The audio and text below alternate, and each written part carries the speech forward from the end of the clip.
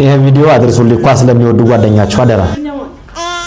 አረ ነኝ ይሄን ልጅ ያዙ ምን በርም የሚቆረቁራል እያመሹ እየገቡ ዝም ብለሽ ይሄ ልጅ አይከራይ እያልኩኝ እዚህ ቤት ይኸው እያመሻ 5 ሰዓት ላይ መምጣት ምንድነው?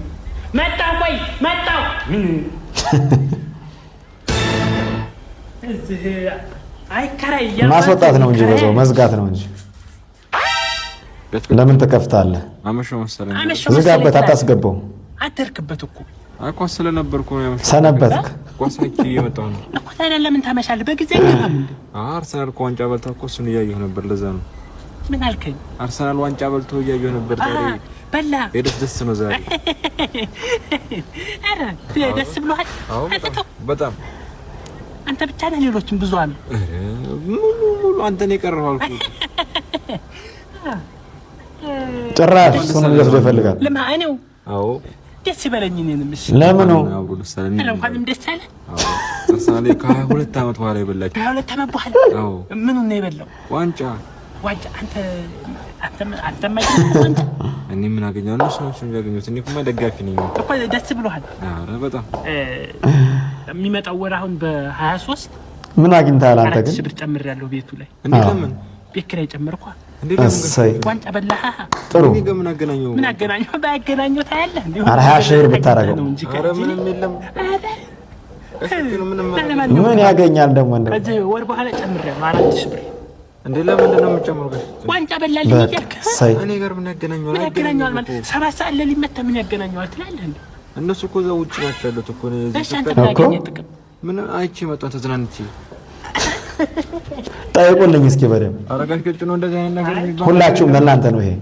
አናግረኝ። አርሰናል ዋንጫ በልቷል ነው ያልከው አይደል? ዋንጫ ከበላ አንተ የሆነ ነገር በልተሃል። ይሄ ምንድነው ደግሞ የለበስከው? እንዴ ባንዲራ ነው። ባንዲራም ይዘሃል። የአርሰናል እኮ ታዲያስ አርሰናል አንተን ያውቃል ማለት ነው። አረ እንደዛ አይደለም። እሺ እነሱ አንተን ያውቃል አያውቃል? አረ ያውቁኝ። ታዲያ ካላወቁ ምንድነው ሰው ቤት አምሽተህ ከንቱ የሆናችሁ እንደው ደጋፊ ነኝ እኔ እኮ። ምንድነው የምትደግፈው? አርሰናል ነው። አርሰናል አንተን ያውቃል ወይ? አያውቅኝም። ካላወቀ ታዲያ ለምን ደግሞ እንዴት ያለ ነገር መጣብኝ? ወይ ምን አንተ ብቻ ነህ? ሌላም ሰው አለ?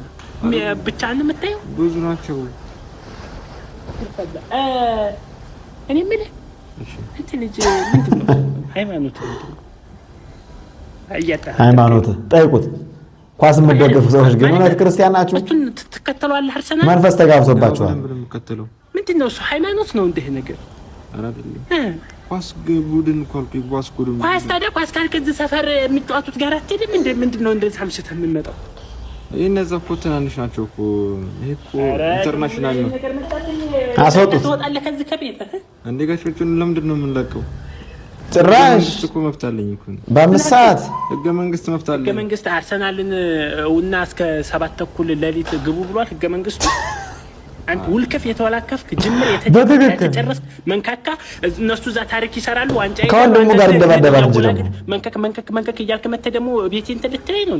ወልጋዳ የተወላገድክ ማስጠለይ ጥቁር አትሳለም ይያዘት ተከበር ማለት ሰው